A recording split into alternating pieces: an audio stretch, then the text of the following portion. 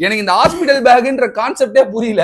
அது வந்து இப்ப என்னன்னா அந்த காலத்துலலாம் அது இல்ல. சரி. இந்த காலத்துலதான் அது வந்து கண்டுபிடிக்கப்பட்டிருக்கு. அதனால இப்ப நம்மளும் அதை பண்ணணும். இப்போ பண்ணியே ஆகணும். பண்ணியே ஆகணும். போட்டே ஆகணும். போட்டே ஆகணும்.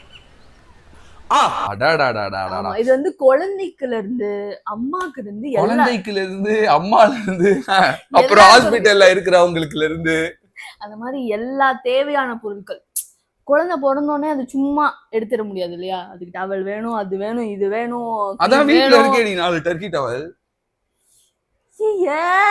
எந்த காலத்துல இருக்க தம்பி? அதெல்லாம் பழைய காலம். எங்க அம்மாலாம் அந்த மாதிரிலாம் எதுவும் எடுத்துட்டு போனதா என்கிட்ட சொன்னதே இல்ல. இப்ப வந்து எப்படின்னா ட்ரெஸ்ஸுக்கு ஏத்த மாதிரி டவல், டவலுக்கு ஏத்த மாதிரி தலைக்கு கேப்பு. தலைக்கு கேப்பா? ஆமா. யாருக்கு? அப்புறம் குல்லா கில்லா குல்லா தானடி கேப்பு. Sorry sorry.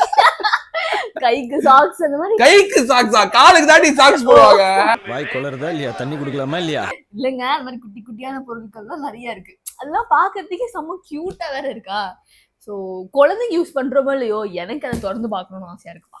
ஆக மொத்தத்துல நீ வந்து குழந்தைக்காக வாங்கல, உனக்கு எல்லாரும் இந்த மாதிரி ஒரு வீடியோ பண்றாங்க ஹாஸ்பிடல் பேக். எனக்கு என்ன ஒரு கவலைன்னா, பாவம் அம்மாக்கு இருக்கு, குழந்தைக்கு இருக்கு, அப்பாவுக்கு தான் எதுவும் இல்லைன்றது முதல் கொஞ்சம் மன வருத்தமா இருக்கு.